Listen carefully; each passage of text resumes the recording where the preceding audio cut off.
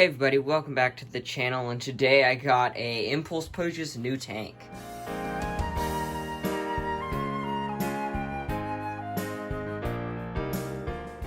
So I've wanted a bookshelf tank for the longest time. I've just never been able to find one, and I didn't really want to order one online just in case it got broken. And then I saw one when I was in a store today buying something for a project that you'll know about if you are on my Patreon page. Go check that out. I post bonus content there, and you get to see things before anything happens. But yeah, so I was buying stuff for that project, and I saw a Aquatop 3-gallon bookshelf tank. It is 18 inches long, 5.5 inches wide, I'm assuming, and 7.1 inches tall, and it's only 3 gallons, but it's pretty sizable. It's just about the length of a 10-gallon, just really skinny and not super tall. And I think I want to do Heterandria formosa, the Fleur-de-lis killifish in here, because I saw those in store also today, and I was really intrigued by them, and I was really interested, so probably do that in this tank. And I got a little Aquatop filter to go with it, because, you know, got Aquatop tank, found this little hang-up back in store today, so I got a filter, got a tank, super excited for that. But I want to put it on my nano shelf, but I just don't have space right here, so I'm going to move this 2.5-gallon paludarium, and of course this, and probably this. So this will be the one that's staying here, oops, sorry about that, more permanently. Hopefully I won't have to move him, but I want to move this guy over to here, in this little area right here, because I've got a little LED setup right there, not LED, just like a little bulb setup right there, but I do need to do some wiring work and stuff like that. Why is it so dark? Oh, there we go.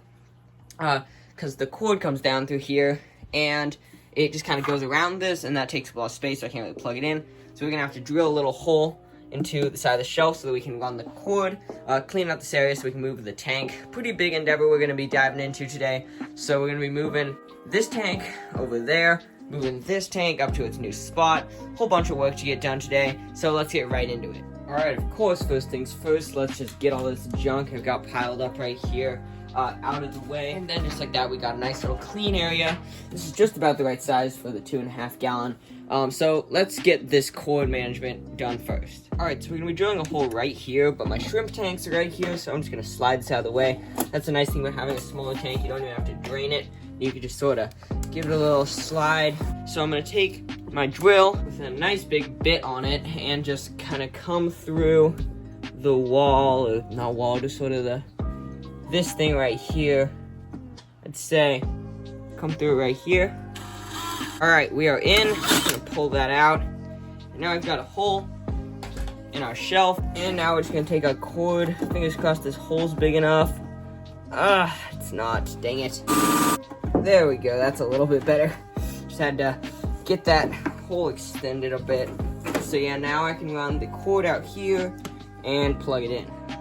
Alright, we got the light plugged in, and it really lights up like the entire room. And it's definitely way too bright for our little setup here. You can't really see it on camera, but it's really bright.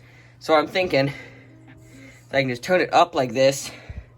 And significantly, so what I'll do, hold up like this, significantly reduces the light level on it, yet still it gives illumination.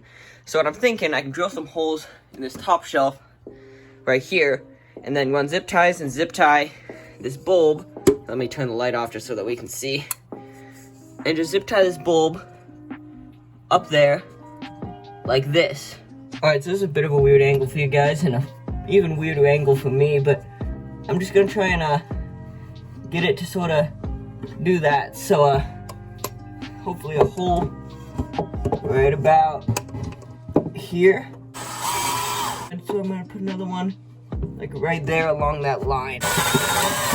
That's quite the angle I just had to go in at there. So I'm just gonna feed this zip tie down through the hole and then up through here again, and then hopefully get around it like this. Got some sawdust in my eyes there, and we got that. Give that a little snip. Alright, time for our first test.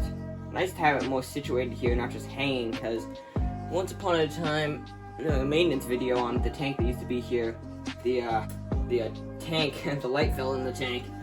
So, yeah, that's nice. A lot less bright, but still got some ambient light, and it's gonna keep our plants growing. A lot of people tend to overlight their tanks, like they think they need the brightest light possible to grow their plants, but in reality, less light is actually usually better, as long as it's not like insanely dim that you can't see in there.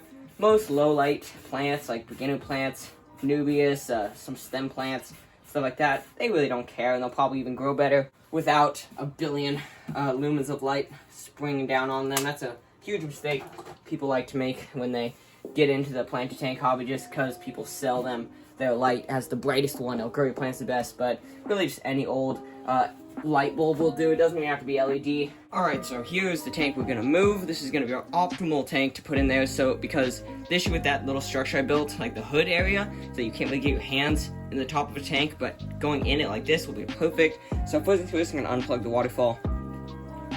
Alright, that's done. Gonna drain the tank down to about here or so, and we'll give it a little cleaning once we move it, but let's grab this thing and bring it over to its new spot.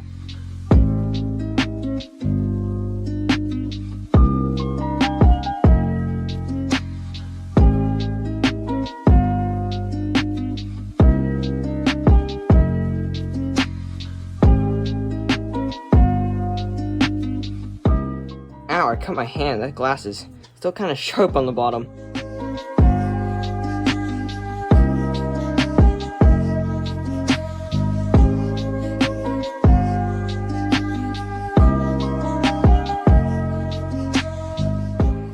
So here's the waterfall tank in its new home. I don't really love the lighting color on it. It looks a little too yellow. It looked a lot better with a different color, but I can exchange it out for a cooler white bulb. I did destroy the fountain of the waterfall when I was moving it on accident. I didn't film that part just because it was kind of hectic. But so I just kind of had to patch it back up. So it looks okay. You can see I added this little palm right here. Hopefully that'll grow up in that little corner. But I just sort of had to patch it together. It looks good in this spot. I definitely need some work though. I need to clean up some algae here. It's really hard to clean this tank. It's just the size of it. It's just so small. And I do need to replace the light, but it looks pretty good in this spot. I'm glad I moved it there. Alright, so here's the part that a lot of you guys clicked on this video to see, and that is this new tank. So this is the Aquatop HCA 3G, their 3-gallon bookshelf aquarium, and it is 18 inches long by 5.5 inches wide by 7.1 inches tall. So again, really long footprint, but not a lot of height or width to it. So that'll make scaping this thing really interesting. But it's a small tank with a sort of a big area, like lots of swimming space in this for just a 3-gallon. Like you could put a lot more stocking in this thing than you would typically for like a 2.5 gallon or something like that.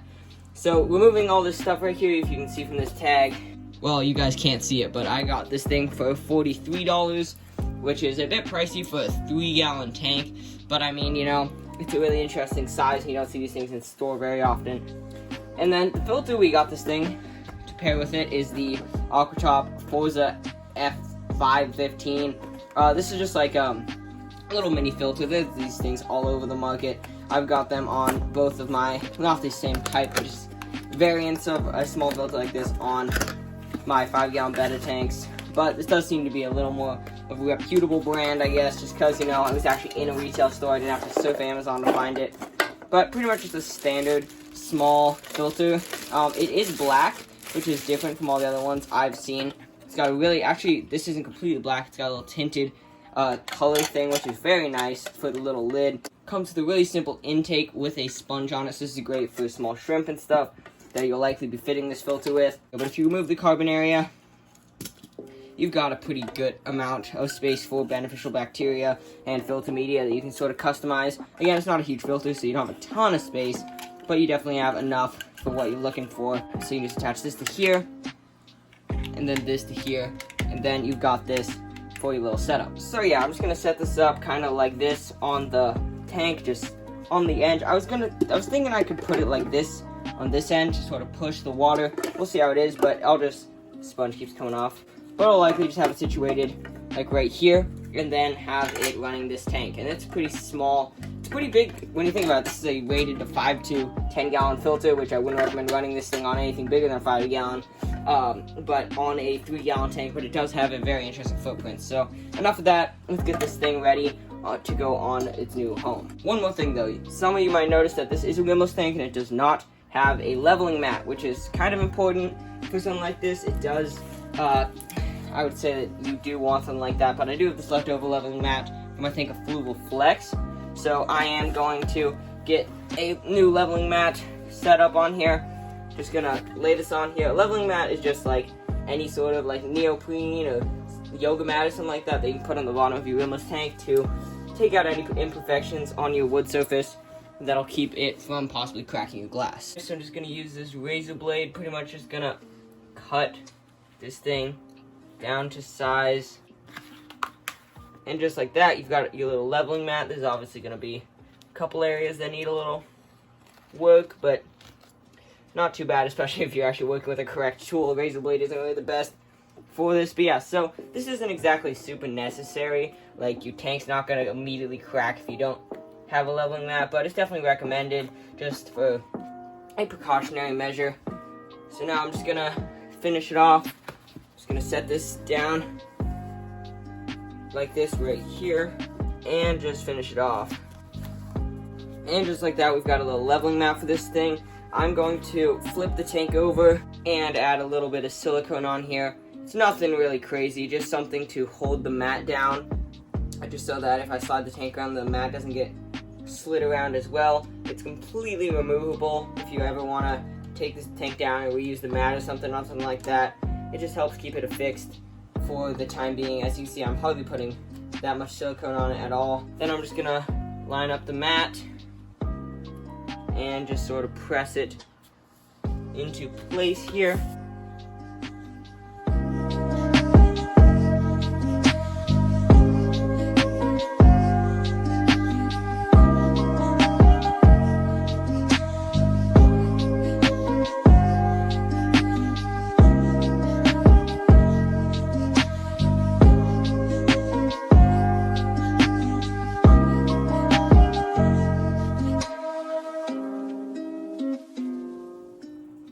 Alright, here's the tank on my nano shelf with my nano cube right there, my no filter. Still doing great, by the way, with my Wabi Kusa. Just a bit too long to fit other stuff. I do have my ecosphere down there. I don't exactly know where I'm going to put it. It hasn't been doing that great anyway recently. So yeah, I've got the filter hanging on the back right now, but I just don't really know how I'm going to plan on filter setup. I'd like it to be on the side, but it just doesn't look that great right there, so we'll see. I'm really excited to get to working on this tank. Let me know what you guys want to see in this tank. Again, I'm thinking Heterandria famosa, fleur-de-lis killifish. But yeah, so it's nice here, looking really good. I'm super excited to get this tank set up. Hopefully that'll be coming in the near future. I need to get some plants and hardscape and stuff for this thing, but I'm really excited to get this thing set up. Thanks for watching, and I'll see you next time.